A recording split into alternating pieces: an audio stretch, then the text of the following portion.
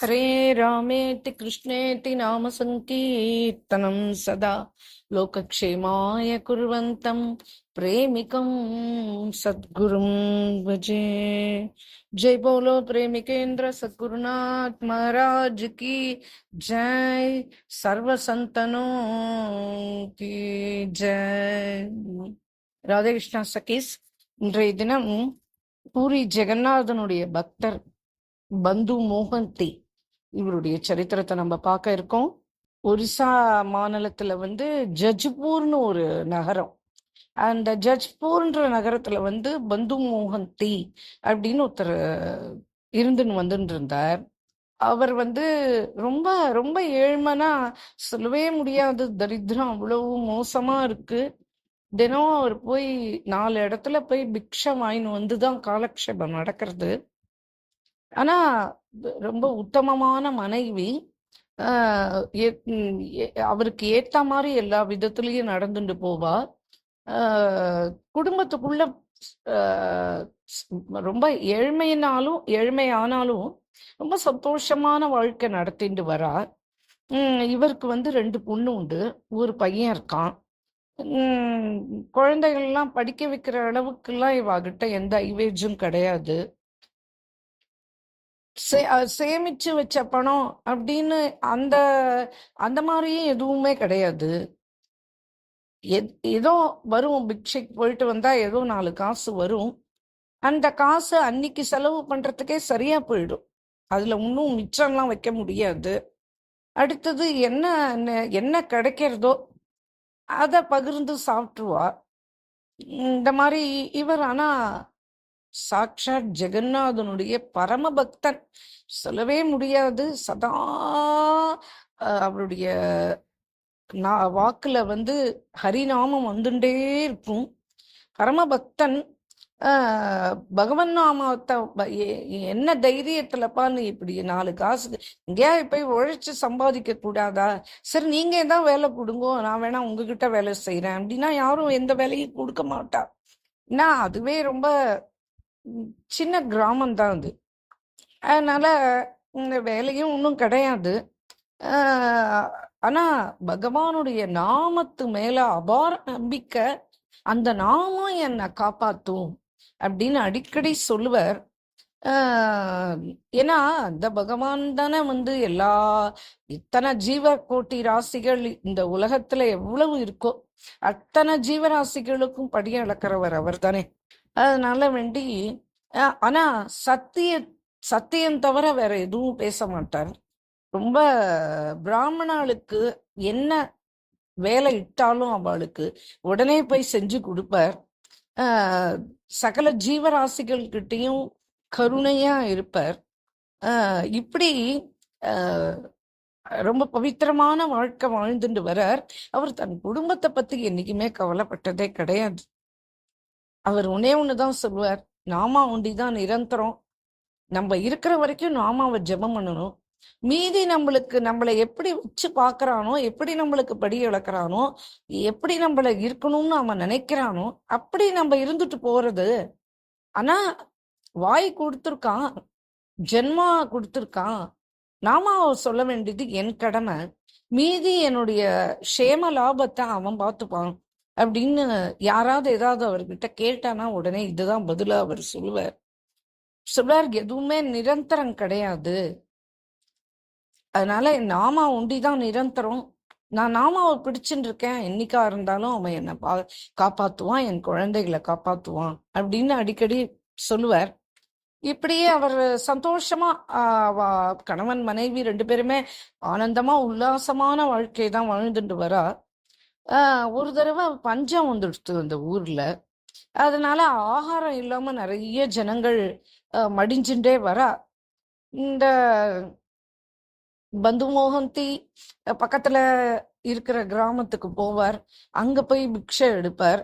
ஆனா அவளுக்கே ஆகாரம் இல்லைன்னு தவிக்கும் போது எங்கேருந்து பிக்ஷை எல்லாம் கொடுக்கற அளவுக்கு அந்த அளவுக்கு பெரிய பணக்காராலும் ஒருத்தரும் கிடையாது. அதனால பல நாள் இவர் பிக்ஷைக்கு போயிட்டு ஒண்ணுமே இல்லாம திரும்பி வருவார். ஆத்துக்கு வர வழியெல்லாம் பகவானை தான் தியானிச்சுட்டே வருவார். இன்னைக்கு எப்படி பொழுது போறதுன்னு தெரியலையே, ஆத்துக்கு போனா குழந்தைகளுக்கு என்ன பதில் சொல்றது, மனைவிக்கு என்ன பதில் சொல்றது அப்படின்னு நான் அப்படின்னு நினைச்சுட்டே வருவார். குழந்தையெல்லாம் வந்து இப்போ கொஞ்சம் பசியால வாடி வதங்கி போயிடுறதுகள். பசியோட கொடுமையை அவளால தாங்கிக்கவே முடியல. உடனே அவ மனைவி ஒரு நாள் கேட்டா, இத்தனை நாள் அவ எதுவும் பேசல. சிரமம்தான் இருந்தாலும் இந்த கஞ்சி 4 வீட்டுல சாதம் வடிக்கிற கஞ்சி இருக்குமே, அதை வாழ்ந்து வந்து அதுல 2 உப்பை போட்டு குழந்தைகளுக்கு ஆத்தி கொடுத்துவா. ஏதோ மாங்காய் எங்க ஏதாவது கீழே விழுந்ததுன்னா அதை நறுக்கி அதுல உப்பை போட்டு அதை குழந்தைகளுக்கு கொடுப்பா. ஏதோ ஒண்ணு கொடுத்து எப்படியோ காலக்ஷேபம், பகவான் படி நடக்கிறான், காலக்ஷேபம் நடந்துட்டு இருந்தது. ஒரு நாள் அவ கேட்டா, இவ்வளவு சிரமமான காலமா இருக்கே, உங்களுக்குன்னு உதவுறதுக்குன்னு யாரும் சொந்தக்காராலே கிடையாதா?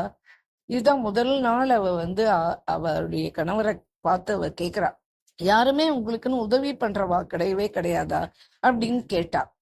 அப்புறம் சொல்றா, எனக்கு என்ன தோன்றதுன்னா, இப்படி நம்ம தனியா இருந்துட்டு இங்க கஷ்டப்படுறதை விட உங்களுக்குன்னு யாரு நண்பர்களோ இல்ல உறவினர்களோ யாராவது இருக்கிற இடம் சொல்லுங்க, நம்ம அங்க போயிடலாம் அப்படின்னு சொல்லிட்டு அவ கேட்டா. உடனே அவர் சொன்னார், எனக்குன்னு உதவி பண்றதுக்கு எந்த உறவினரும் எனக்கு தெரிஞ்சு இல்லம்மா. அப்படியே இருந்தாலும் நான் இந்த ஸ்திதியில நான் யாராத்து வாசல்லையும் போய் நிக்க இஷ்டப்படல. ஆனா நிச்சயமா எனக்குன்னு ஒரே ஒரு நண்பர் மட்டும் இருக்காருமா. ஆனா அவர் ரொம்ப தூரத்துல இருக்காரேம்மா அப்படின்னு சொல்ற. அவ சொல்றா, எத்தனை தூரத்துல இருந்தா என்ன பரவாயில்ல, நம்ம போலாம் அப்படின்றா. அவர் வந்து ரொம்ப நல்லவர் தான், இல்லைன்னு எதுவுமே சொல்ல மாட்டார். அவருக்கு இணையான நண்பர் இனிமே இந்த உலகத்துல யாருக்குமே கிடைக்க போறது இல்ல. சரி எங்க அப்படின்னு கேக்குறா. அதுவா, அது வந்து பூரி ஜெகநாதம்மா. எத்தனை நாள் ஆகும் நம்ம இங்கேருந்து போறதுக்கு? நம்ம நடந்து நடந்துதான் போய் ஆகணும். எப்படியும் 4-5 நாள் ஆயிடுமா நம்ம போய் சேர்றதுக்கு. ஆனா அங்க போயிட்டோம்னா அப்புறம் நம்மளுக்கு எந்த பிரச்சனையும் கிடையாது. அவன் பார்த்துருவான், ஏன்னா அவனை நம்பி நான் போயிடுறேன். அதனால அவனை கண்டிப்பா என் பிரச்சனையை தீர்த்துருவான் அப்படின்னு இவர் சொல்றார். சொன்ன உடனே அவளுக்கு ரொம்ப சந்தோஷமா எடுத்து, அப்புறம் என்ன, நம்ம உடனே கிளம்புவோங்க. நான் வந்து என்ன பண்றேன், ஒரு குழந்தைய நான் தூக்கின்றேன், நீங்க மீத்த 2 பேரையும் நீங்க 2 கையில பிடிச்சு நடத்தி எப்படியாவது நம்ம இன்னும் நம்ம கால தாமதம் பண்ணிட்டே போக வேண்டாம், நம்ம எப்படியாவது அங்க போய் சேர்ந்துருவோம். அப்படி போலன்னா இன்னும் 1 வாரம் போச்சுன்னா எல்லாரும் படுக்கையா அழுடுவோங்க. அதனால தயவு செஞ்சு உங்க நண்பருடைய வீட்டுக்கு நம்ம போயிடுவோம் அப்படின்னு அவ சொல்றா. சொன்ன உடனே சரி, பந்து மோகன்த்தையும் என்ன நினைச்சுக்கிறார், நம்மளுக்கும் வேற யார் கதியே, அவனை விட ஜெகநாதனை தவிர வேற யாரும் கிடையாது. ஏன்னா அவன் ஒத்தந்தான் ஏழை பங்காளன். அதனால அவன்கிட்ட போய் தேகின்னு நின்னாவிட்டு அவன் இல்லைன்னு சொல்லி எதையுமே அனுப்ப மாட்டான், யாரையும் அனுப்ப மாட்டான் வெறும் கையோட. அது எனக்கு தெரியும், எங்க அப்பா சொல்லுவார். அதனால நம்பிக்கையா நம்ம அங்க போய் நம்பிக்கையா நம்ம அவனை கூப்பிட்டோம்னா அவன் நம்மளுக்கு என்னன்னு கேட்ட நம்மளுக்கு வேண்டியதை அவன் பண்ணுவான் அப்படின்னு இவர் தனக்கு தானே போற வழியெல்லாம் பேசிக்கிறார் பாவம். அப்புறம் நம்ம போன உடனே ஜெகநாதர், சுபத்ரா, பலதேவர் இவாளெல்லாம் பார்ப்போம் இல்லையா. எத்தனை நாள் கழிச்சு நம்ம வந்து நம்ம அப்பா கூட சின்ன குழந்தையா இருக்கும்போது இவர் வந்திருக்கார் ஜெகநாதத்துக்கு. அதுக்கப்புறம் அவர் இப்பதான் வரப்போற. அதனால அவர் நினைச்சுக்கிறாரு, நம்மளுக்கு தரிசனம் கிடைக்குமே, நம்ம அப்பாவோட வந்தோமே அப்படின்னு சொல்லிட்டு அந்த நாட்கள் எல்லாம் நினைச்சு சிலாகிச்சுக்கிறார். நடந்து நடந்து நடந்து நடந்து நடந்து நடந்து அந்த குழந்தைகளை மாத்தி மாத்தி தூக்கிண்டு எப்படியோ இவா வந்து சேர்ந்துடுறா. 5 பேரும் பூரி ஜெகநாதத்துக்கு 4-5 நாள் அழித்து நடந்து வரத்துக்கு வந்துட்டா. இன்னைக்கு ஜெகநாதர் கோயிலுக்கு வந்து அந்த சிம்மத்வாரத்துக்கிட்ட வந்துட்டா. ஆயிரக்கணக்கான ஜெகனங்கள் அழகழகா எல்லாம் ட்ரெஸ் பண்ணிண்டு அவாவா கோஷம் போட்டுண்டு திலக தாரணம் பண்ணிண்டு கழுத்துல கண்டி மாலையோட அவாவா வந்து ஜெகநாதனை பாக்குறதுக்கு போறதும் வரதும் எல்லாத்தையும் பார்த்து ரொம்ப சந்தோஷப்பட்டுக்கிறார். நம்மளுக்கும் தரிசனம் கிடைக்க போறதே அப்படின்னு சந்தோஷப்படுறார். ஆனா இன்றைய தினம் இவர் வந்த வேளை பலத்த பாதுகாப்பு போட்டிருக்கா. அங்க பார்த்தானா நிறைய காவலாளிகள் நின்னுட்டு இருக்கா. அவெல்லாம் என்ன பண்றா,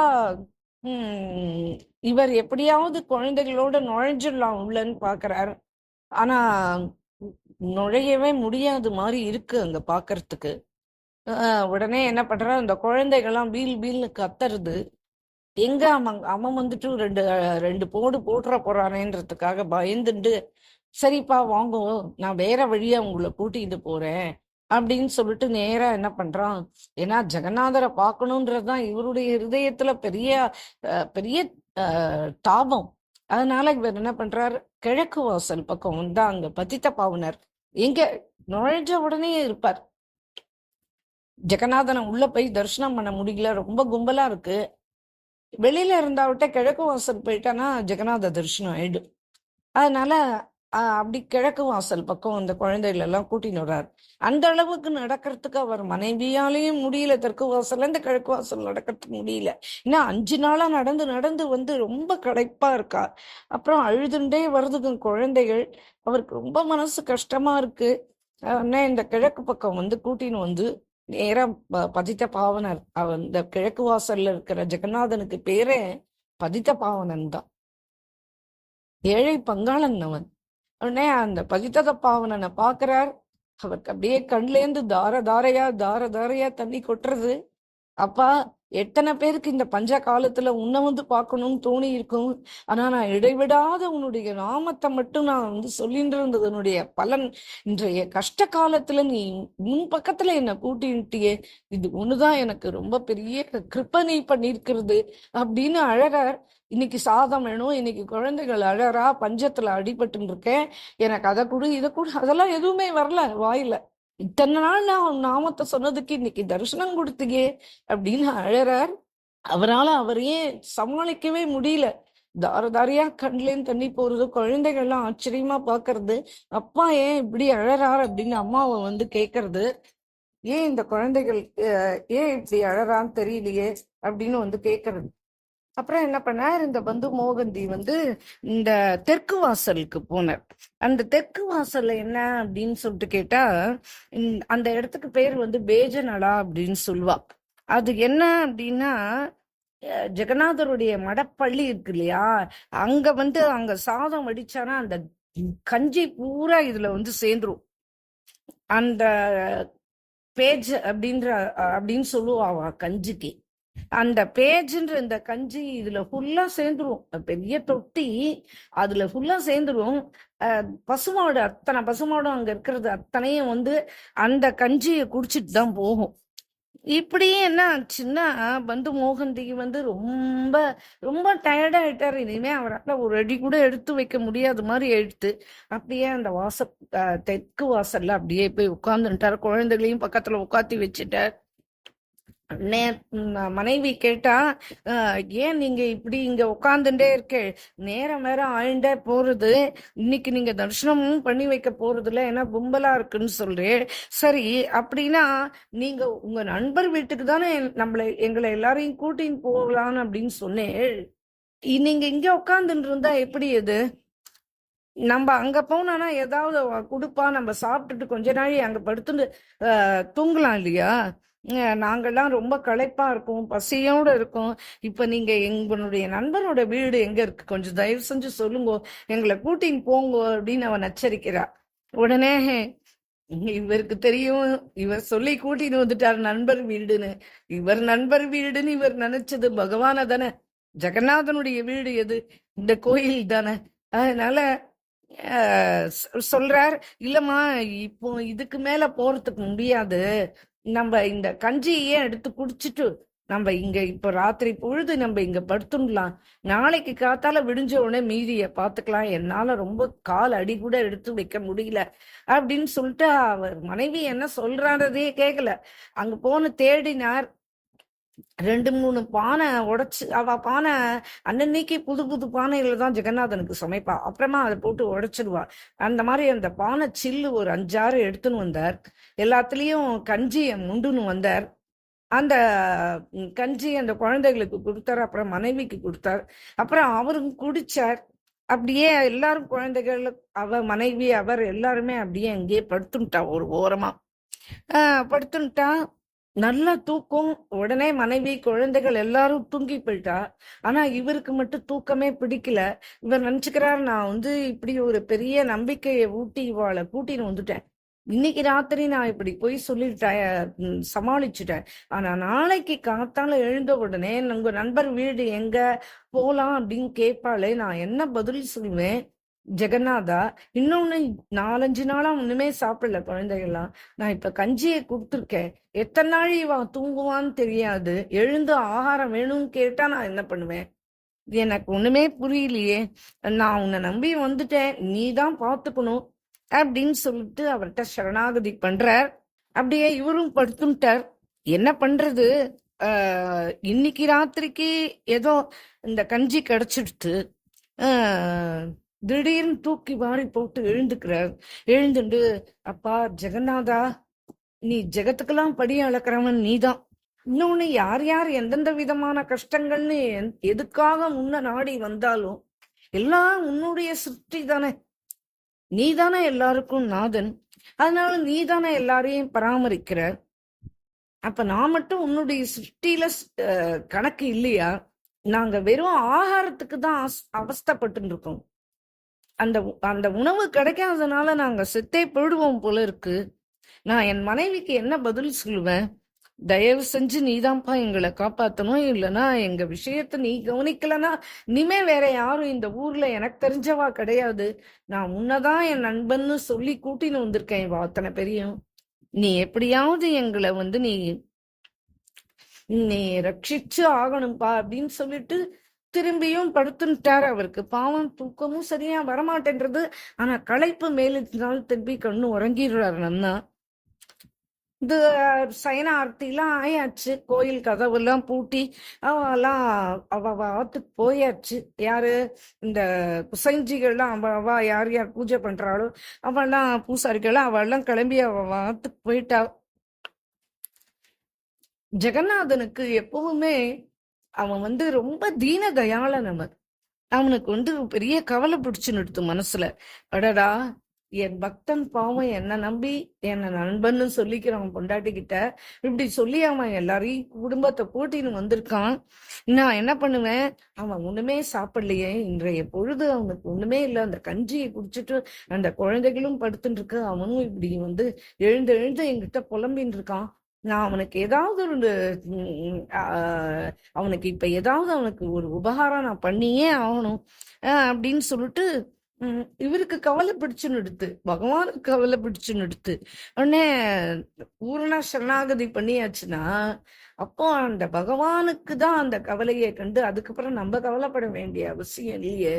அது இந்த பக்தனுடைய சரித்திரத்துல அதுதான் ரொம்ப தெளிவா தெரியுது. உடனே அவர் என்ன பண்ணார்? நேர சமையல் போனார். அவரே தானே மளிகை சாமான் அறைக்குள்ள போனார். அங்க ஒரு தங்க தட்டை கையில எடுத்துட்டார். இவருக்கு ஆகாரம் வைக்கிற தட்டு, தங்க தட்டு. அந்த தங்க தட்டை கையில எடுத்துட்டார். அங்க இருந்த பழத்துண்டங்கள், அதுக்கப்புறமா பிரசாதங்கள் என்னென்ன மீந்திருக்கோ, சக்கரா பொங்கல் இருந்தது, காய்கறி சாதம்னு அங்க ரொம்ப ஃபேமஸ், பருப்பு சாதம் ரொம்ப ஃபேமஸ், அதெல்லாம் அங்க இருந்தது. அப்புறம் முந்திரி பாதாம் என்னென்ன இருக்கோ எல்லாம் அங்க, என்னென்ன அவருக்கு பக்ஷணங்கள் என்னென்ன அங்க கண்ணில் தெரிஞ்சதோ அத்தனையும் எடுத்து அந்த தங்க தட்டுல அடுக்கி வச்சுட்டார். நேரா தெற்கு வாசலுக்கு வந்தார். இப்ப பிரபு ஒரு கிழவன் மாதிரி வேஷத்துல அந்த தங்க தட்டை வச்சு நிக்கிறார். பந்து பந்து அப்படின்னு கூப்பிடுறார். அப்படின்னு கூப்பிட்ட உடனே யாரோ என்னோட பேரை சொல்லி கூப்பிடுற மாதிரி இருக்கு. இவருக்கு தூக்க கலக்கம். எனக்கு யார் தெரியும் இந்த ஊர்ல? என்ன என் மாதிரி எத்தனையோ பேருக்கு பந்துன்னு பேர் இருக்கும். அவளை கூப்பிடுறாளோ என்னமோ அப்படின்ட்டு எழுந்துட்டவர் திரும்பியும் படுத்துட்டார் வேற பக்கம். உடனே திரும்பியும் பகவான் ஜெகநாதன் என்ன பண்ணா, பந்து மோகந்தி பந்து மோகந்தி, ஜஜ்பூர்ல இருந்து வந்திருக்கிற பந்து மோகந்தி, ஏன்பா நான் இவ்வளவு தடவை கூப்பிடுறேன் பதிலே சொல்ல மாட்டேன்ற, நீ உடனே கவனிங்க. நீ பேஜ் என்னடா பக்கத்துல உன் குடும்பத்தோட நீ படுத்துட்டு இருக்க இல்லையா? நீங்க 5 பேர் வந்திருக்க இல்லையா? நீ இப்ப குடும்பத்தோட அங்க படுத்துட்டு இருக்க. தயவு செஞ்சு இங்க கிளம்பி வா, உனக்காக நான் பிரசாதம் எடுத்துன்னு வந்திருக்கேன் அப்படின்னு அவர் சத்தமா சொல்றார். உடனே ஜஜ்பூர் நம்ம கிராமம் பேர் தான், பந்து மோகந்தி பேரும் என்னுடைய பேர் தான். 5 பேர் சொன்னாரே. ஆமா சரி, கரெக்ட், 5 பேர் தான். அப்ப சரி, நம்மளதான் கூப்பிடுறா அப்படின்ட்டு அங்கவஸ்திரத்தை எடுத்து தோள் மேல போட்டுண்டு அப்படியே கிடுகிடுன்னு ஓடுறார் அந்த வாசலுக்கு. அங்க போய் பார்த்தானா வயசான பிராமணர் அந்த பெரிய தங்கத்தட்டு, தினிசா அதுல சாப்பிடறதுக்கு ஐட்டம்ஸ் எல்லாத்தையும் பார்த்த உடனே அப்பா இந்த ஆகார தட்டை வாங்கிக்கோப்பா, உன் மனைவி உன் குழந்தைகள் நீ எல்லாருமே சாப்பிட்ற அளவுக்கு தாராளமா எல்லாமே எடுத்துன்னு வந்திருக்கேன். எல்லாத்தையும் நீங்க சாப்பிடுங்கோ, நீ அங்கேயே நீ உறங்கிக்கோ, நாளைக்கு காத்தால நீ தங்கறதுக்கான ஏற்பாடுகள்லாம் நான் பண்ணி கொடுத்துடுறேன் அப்படின்னு சொல்லிட்டு சொன்னார். இவர் தட்டை வாங்கிட்டு, அது தட்டு ரொம்ப கனமா இருக்கு, அதுல இருக்கிற உணவு பண்டங்களும் அந்த அளவுக்கு இருக்கு. அவருக்கு அப்பாடா நம்ம குழந்தைகளுக்கு முதல்ல ஆகாரம் கொடுக்கணும்ன்றதுல அவருக்கு என்ன ஆனார். அவர் திரும்பி பார்க்கல, ஒண்ணும் பண்ணல, வாங்கிண்டார். அப்படியே கிடு கிடு கிடு கிடு கிடுன்னு ஓடி வந்தார், எல்லாரையும் எழுப்பினார். இந்த பார், ஆகாரம் இருக்கு, எல்லாரும் எழுந்துருங்கோ, சாப்பிடுங்கோ அப்படின்ட்டு எல்லாருக்கும் சாப்பிட சொன்னார். தானும் சாப்பிட்டார். அந்த தட்டை எடுத்துன்னு போய் அலம்பினார். அலம்பிட்டு எல்லாம் காலியும் எடுத்து எல்லாரையும் சாப்பிட வச்சுட்டு எல்லாரையும் திரும்பி கையை அலம்பிட்டு படுத்துக்கோங்க, நம்ம காஜாவில் எழுந்து நம்மளுக்கு இடம்லாம் கொடுக்குறேன்னு சொல்லியிருக்கா, பார்த்துப்போம் அப்படின்ன உடனே அவளாம் சாப்பிட்டா, கையெழுமிண்டா. அவளாம் உண்ட களைப்பு, அதுலயும் எத்தனை நாள் ஆச்சு நல்லா சாப்பிட்டு.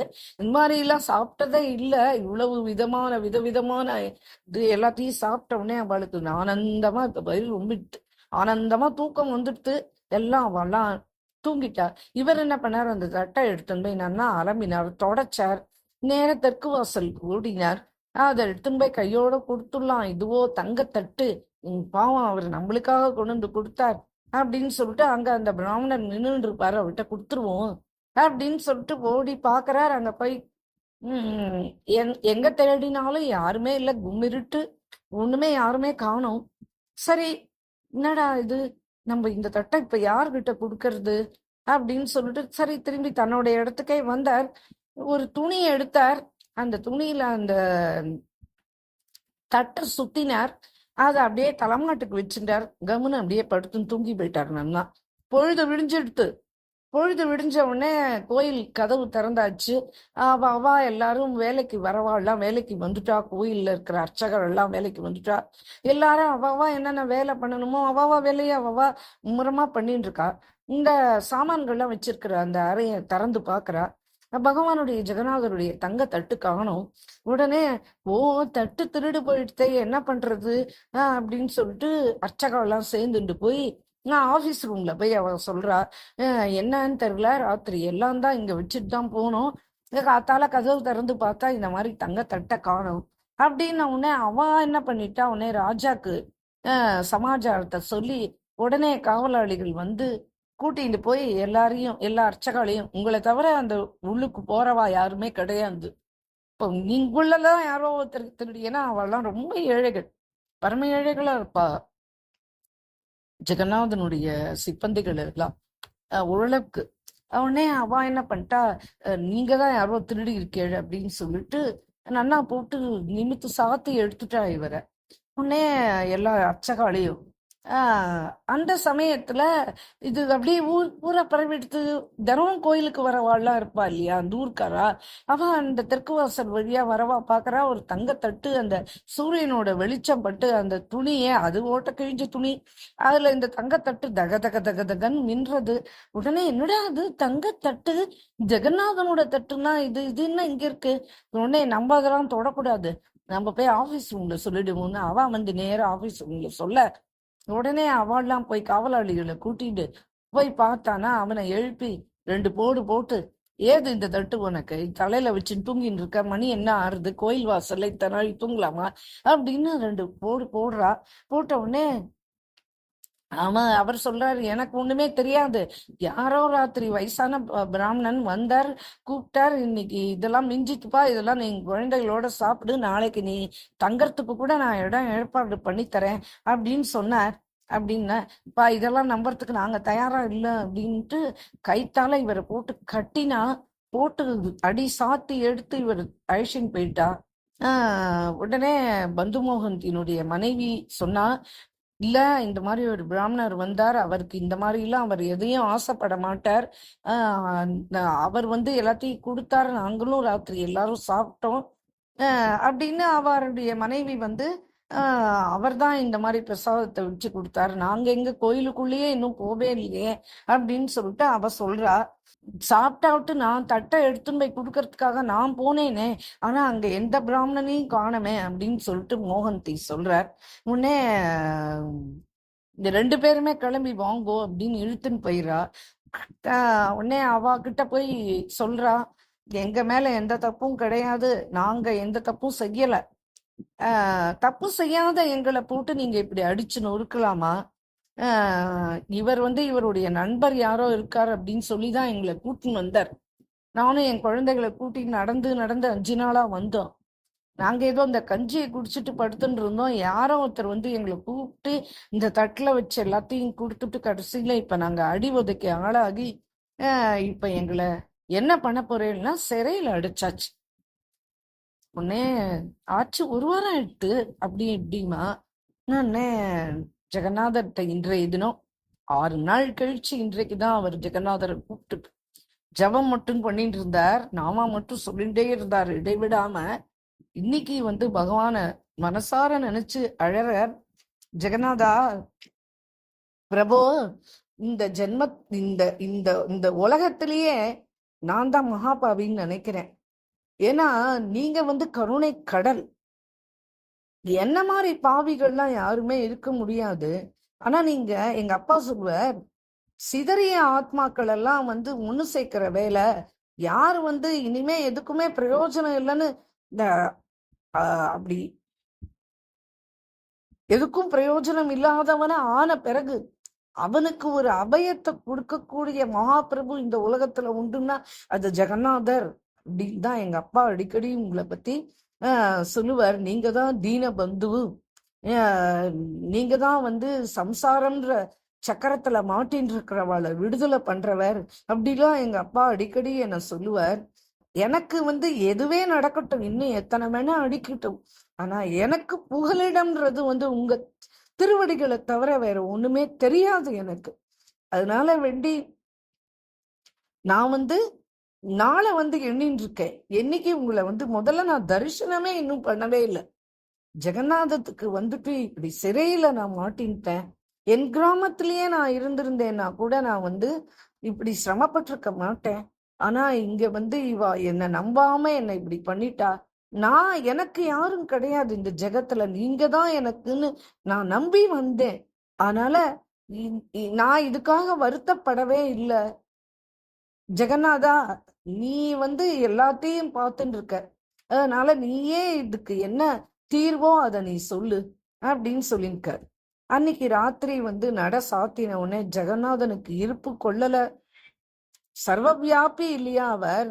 உடனே அவர் என்ன பண்றாரு, தன் பக்தன் வந்து அந்த சிறையில உட்கார்ந்துட்டு இப்படி அவன் வேதனைப்படுறதும் அழறதும் புலம்புறதும் அவரால் பொறுத்துக்கவே முடியல. அவர் உடனே என்ன பண்ணார், தன்னுடைய கருட வாகனத்துல ஏறிண்டு நேரா ராஜாவோட அரண்மனைக்கு போனார். அப்புறம் இந்த சமயத்துல ராஜா தூங்கிட்டு இருந்தார். ராஜா பகவான் ராஜாவோட கனவுல போய் சொன்னார், ராஜா நான் சொல்றத காது கொடுத்து கேளுங்க, உங்க வீட்டுக்கு விருந்தாளிகள் வந்திருக்கா அப்படின்னா நீங்க அவளுக்கு சாப்பாடு போடாம அவளுக்கு என்ன வேணும்னு கேட்டு செய்யாம விட்டுடுவேள? உங்களுடைய அரண்மனைக்கு யார் வந்தாலும் அவளுக்கு உபச்சாரம் பண்ணுவேள் இல்லையா? அப்படி உங்க அரண்மனையில யாராவது வந்துட்டு சாப்பிடாம போவாளா? என்னுடைய நண்பர், என்னுடைய பக்தன், அவன் ஜஜ்பூர்ல இருந்து இவ்வளவு தூரம் நடந்து நடந்து நடந்து தன் குடும்பத்தை பூரா கூட்டிண்டு என்ன ஒத்தனை நம்பிண்டு என் மேல நம்பிக்கைய வச்சுண்டு அவன் கிளம்பி வந்திருக்கான். நான் என்ன உன்னுடைய அப்பம் வீட்டு சொத்தையா எடுத்து செலவு பண்ணேன்? நான் என் நண்பருக்கு என்னுடைய தங்க தட்டுப்பா அது, அதுல வச்சு அந்த பிரசாதத்தை கொடுத்தேன். அதுக்காக இந்த ஜனங்கள் உன்னுடைய காவலாளிகள் அவனோட குடும்பத்தோட எடுத்தும் போய் சிறையில வச்சு அவனை அடிச்சு உதைச்சு அவனை துன்புறுத்துறா. அப்படியே இருந்தாலும் அவனுக்கு இந்த தங்கத்தட்டை வாங்கிட்ட இல்லையா? ஒரு வார காலம் அவனுக்கு எதுக்கு இந்த விதமான ஒரு தண்டனை கொடுத்துருக்க? அவன் கைய காலை எல்லாம் கட்டி அவனை சிறையில அடைச்சு வச்சிருக்கா. என்னுடைய அவன் என்ன நண்பன்னு சொல்லியிருக்கான், அதனால நான் அவனுக்கு நண்பன் தான். அப்ப என்னுடைய நண்பனுடைய குடும்பம் இப்ப ரொம்ப வேதனைப்பட்டு இருக்கு.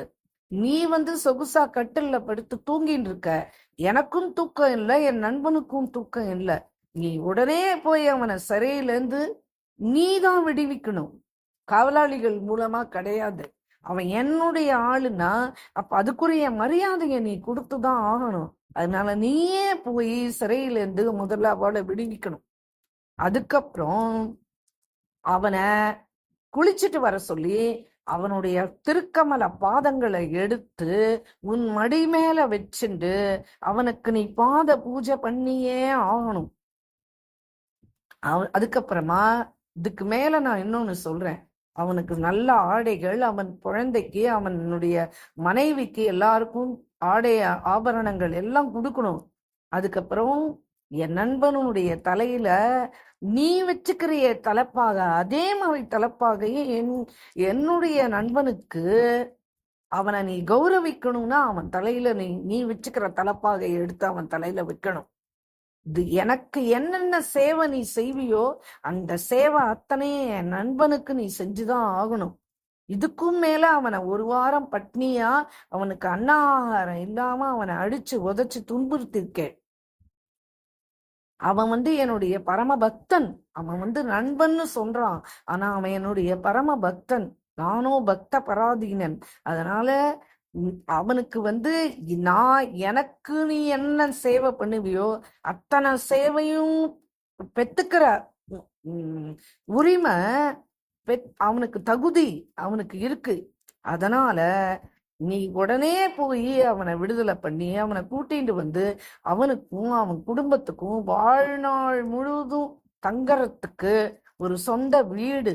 அதுக்கப்புறம் அவன் எதையும் ரொம்ப ஆசைப்படுறவன் கிடையாது. அதனால அவனுக்கு இருக்கிறதுக்கு இடம், அவனுக்கு ஆகாரத்துக்கு அவனுக்கு ஏற்பாடுகள், இது அத்தனையும் நீ பண்ணி ஆகணும். ஒரு கால் இந்த கனவு தானே வந்தது அப்படின்னு நீ நினைச்சு என்னுடைய ஆணையை நீ மதிக்காம இருந்த அப்படின்னா நான் உன் குடும்பத்தையும் உன்னுடைய சர்வ சொத்துக்களையும் அழிச்சிடுவேன் அப்படின்னு சொல்லிட்டு பகவான் என்ன பண்ணார், அரண்மனையை விட்டு கிளம்பிட்டார். கனவு கலைஞ்சிட்டு ராஜா எழுந்து உட்கார்ந்துட்டாங்க.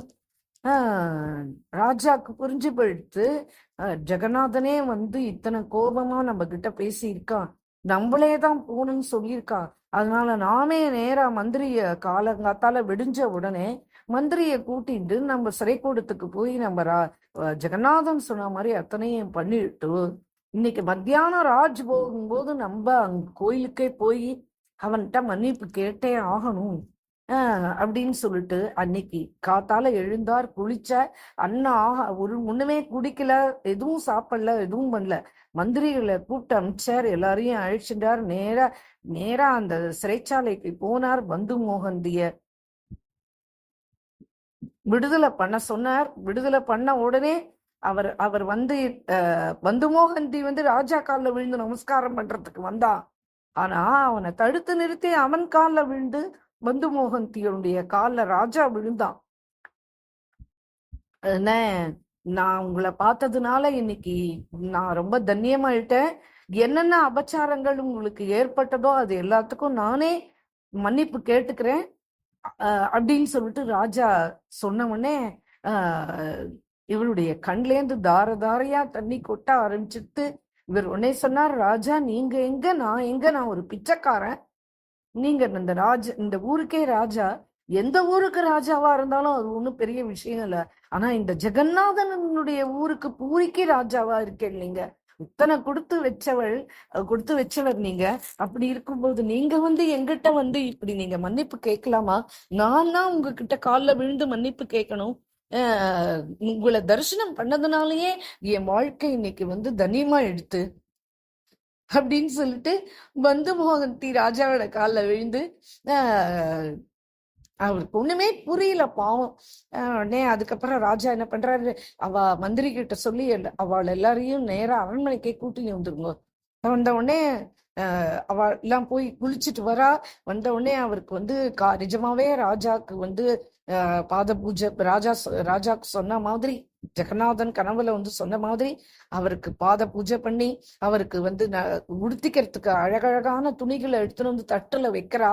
பெரிய தங்க தாம்பாளம் அதுல எடுத்துன்னு கொடுக்குறா. இதுல எந்த துணி வேணா நீங்க எடுத்து அணிஞ்சுக்கோங்க, மீதி இருக்கிறதும் உங்களுக்கு தான், நீங்களே எடுத்துக்கலாம் அப்படின்னு அவருடைய மனைவிக்கு பட்டு புடவைகளா எடுத்துன்னு எடுக்கிறா.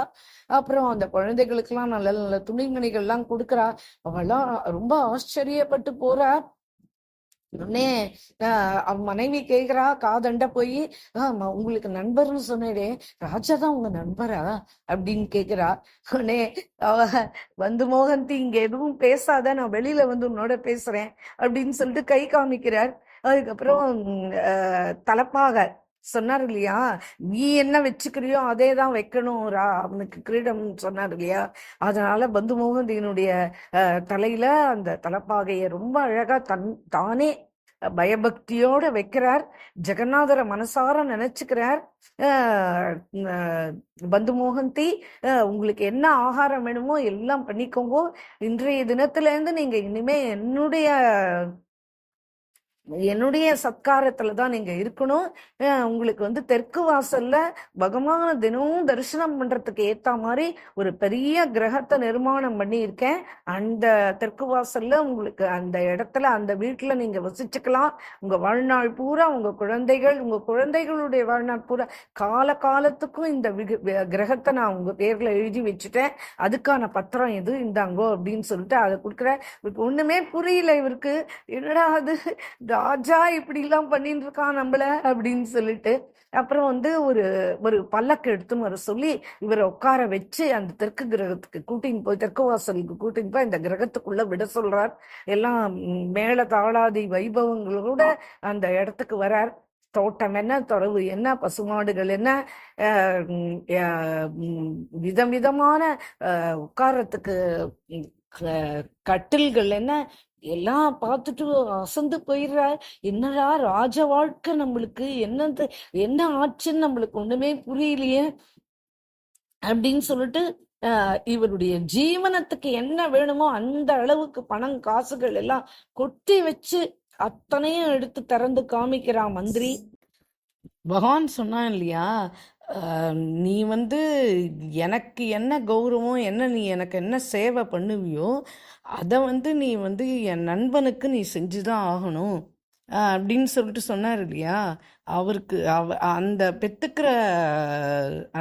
பெத்துக்கிற தகுதி என் நண்பருக்கு உண்டு அப்படின்ற அந்த வார்த்தை சொன்னான் இல்லையா. அதனாலேயே பகவான் சொன்னதுனாலேயே ராஜா அமோகமா இவருக்கு எல்லா ஏற்பாடுகளும் பண்ணி கொடுத்து, நீங்க இனிமே வாழ்நாள் பூரா இதுலயே தங்கிக்கோங்க அப்படின்னு சொல்லிட்டு இது பண்றார். அதுக்கப்புறம் இவர் கிளம்பி அங்க வந்துடுறார். ராஜா எல்லா மரியாதையும் பண்ணிட்டு கோயிலுக்கு போய் பகவானை தரிசிக்கணும் அப்படின்னே இவர் சொல்றார், இதெல்லாம் இருக்கட்டும், நீங்க இந்த வீடு வாசல் இதெல்லாம் கொடுத்துருக்க, இதெல்லாம் இருக்கட்டும், ஆனா நான் இங்க இன்னும் என்னுடைய ஜெகநாதனை நான் பார்க்கல, என்னுடைய தீன தயாளன், என்னுடைய ஆத்ம பந்து, அவரை நான் பார்க்கவே இல்லை, இன்னும் எனக்கு தரிசனமே ஆகலை அப்படின்னோடனே ராஜா அவருடைய கையை பற்றின்றார். நான் இப்போ அங்கே தான் போயின்னு இருக்கேன், பகவானை தரிசனம் பண்ணுறதுக்கு தான் போயின்னு இருக்கேன், நீங்களும் என்னோட சேர்ந்து தரிசனம் பண்ணலாம் வாங்கோ அப்படின்னு சொல்லிட்டு பகவான் இவா குடும்பத்தையே கூட்டிட்டு நேராக ஜெகநாதனுடைய கர்ப்பகிரகத்துக்கு போகிறா. ஜெகநாதனை பார்த்த உடனே அப்படியே கதறி விழுந்து அழறார். பகவானே, எனக்கு இப்படி ஒரு பெரிய கிருப்பையை பண்ணியே உன்னுடைய பக்தனான எனக்கு நீ இத்தனை அமோகமா இவ்வளோ எல்லாத்தையும் வாரி ராஜா மூலமா எனக்கு வழங்கின இருக்கட்டும். ஆனா உன்னுடைய இத்தனை வருஷங்கள் கழிச்சு உன்னுடைய தரிசனம் ஆறுதே, இதை தான் நான் ரொம்ப பெரிய ஆனந்தமா நினைக்கிறேன் அப்படின்னு பகவானுடைய காலில் விழுந்து அழறாரு. அவருக்கு என்ன பண்ணணும் ஒண்ணுமே புரியல. அந்த சமயம் பார்த்து என்ன ஆறுது, பகவான்கிட்ட கேட்குறார், இதெல்லாம் இருக்கட்டும், ஆனா நீ இதை முன்னாடியே பண்ணியிருக்கலாம். இந்த ஒரு வார காலம் நான் வந்து சிறையில் அடைபட்டு கை கால்லாம் கட்டி போட்டு என்னை இப்படி அடிச்சு உதைச்சாலே, என் குழந்தைகள் குடும்பம் எல்லாமே ரொம்ப அவஸ்தைக்கு உள்ளானோமே, உன்னுடைய கருணைக்கு ஆளாகி உன் கையால் பிரசாதம் வாங்கி சாப்பிட்டாவிட்டு எதுக்கு எங்களுக்கு இவ்வளவு பெரிய சிரமம் வந்தது அப்படின்னு கேட்ட உடனே பகவான் அசரீதியா உடனே சொல்றான், பந்துமோகந்தி, நீ என்னுடைய பரம பக்தன், எல்லாத்துக்கும் மேல நீ என்ன நண்பன்னு சொன்னியே, என்னுடைய பரம நண்பன் நீ தான். ஆனா பிராரப்தம்ன்றத வந்து அவாவாளுடைய பிராரப்தத்தை அவாவா தான் அனுபவிச்சாகணும். உனக்கு ஒரு வாரத்துக்கு இந்த மாதிரி வந்து உன்னுடைய பிராரப்தம் அவ்வளவு மோசமா இருந்தது. அதை நீ இப்போ அதை கழிச்சு முடிச்சாச்சு. இனிமே உனக்கு எந்த விதமான கஷ்டமும் இருக்காதுப்பா. அதுக்கப்புறம் தான் நான் உனக்கு எதுவுமே பண்ண முடியும். அதனால தான் இந்த ஒரு வாரம் நானும் பொறுத்துட்டு இருந்தேன். என்னுடைய பிராரப்தம் கழியணுன்றதுக்காக தான் நானும் ஒரு வாரம் பொறுத்துட்டு இருந்தேன். ராஜாவுடைய கனவுல போய் நான் தான் சொன்னேன், நீ என்னுடைய நண்பன்னு, உனக்கு இப்படியெல்லாம் மரியாதை பண்ண சொல்லி சொன்னதும் நான் தான் அப்படின்னு சொல்லிட்டு பகவான் தன் திருவாய் மலர்ந்து எழுதின உடனே அவருக்கு ரொம்ப சந்தோஷமா எடுத்து திரும்பியும் காலில் விழுந்து நமஸ்காரம் பண்றாரு, அழறார். ராஜாவை கட்டி பிடிச்சுக்கிறார். அவருக்கு ஒண்ணுமே புரியல. உடனே பகவான் வந்து அனுகிரகம் பண்ணிட்டார் அப்படின்னு சொல்லிட்டு பகவானுடைய பக்த வாத்சல்யத்துக்கு இவருடைய சரித்திரம் வந்து ஒரு பெரிய உதாரணம். அதோட இல்லை,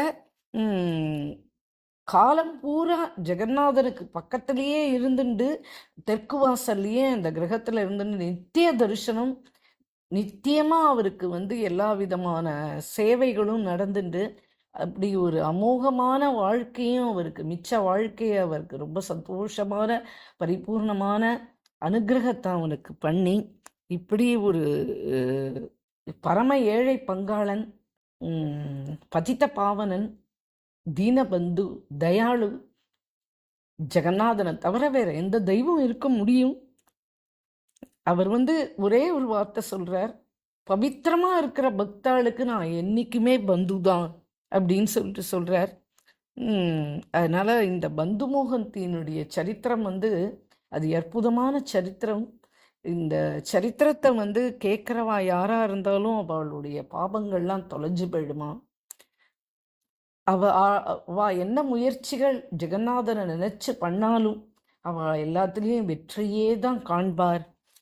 அவளுக்கு யமலோகமும் கிடையாது ஜெகநாதனுடைய கிருப்பையினால அப்படின்னு சொல்லிட்டு இந்த இந்த சரித்திரத்துக்கு பலஸ்ருதியும் சொல்லியிருக்கார்.